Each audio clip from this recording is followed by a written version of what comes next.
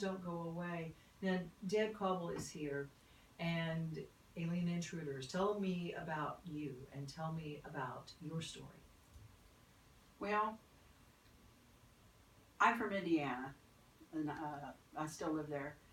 I was a single mom at the time of the incident that happened on June 30th, 1983, that got the attention of UFO researcher by the name of Bud Hopkins, who was an artist in New York who had begun researching UFO stuff.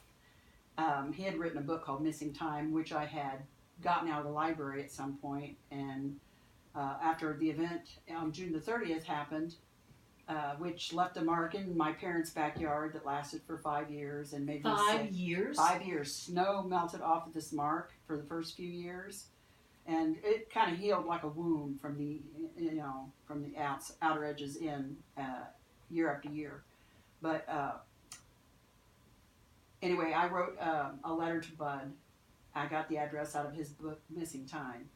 And he wrote me back. And 3 years of research and investigations. I went to New York several times. He came to Indiana several times. First trip I made, I sold my washer and dryer to get a bus ticket to go there. I was desperate because right after the June 30th, 83 incident, I think I pretty much had a nervous breakdown. Mm-hmm. Thank God I was living with my mom and dad at the time. I had two little boys, and I couldn't function. I couldn't sleep at night. I sat up all night long. Sometimes I'd sit on the floor between my kids' bed. As soon as the sun came up and people were up, then I could sleep. And I was waiting for something, not really sure what, but just feeling on guard, and I started having panic attacks. And so anyway, Bud did this research. He wrote a book about me and my family called Intruders, The Incredible Visitation at Kauble Woods. It ended up in 1992, I think, was a mini-series on CBS, loosely based. There was some Hollywood license in it, but some of our data is actually in there. And then several years later, or a couple of years later after that, my sister and I wrote a companion book called Abducted, The Story of Intruders Continues.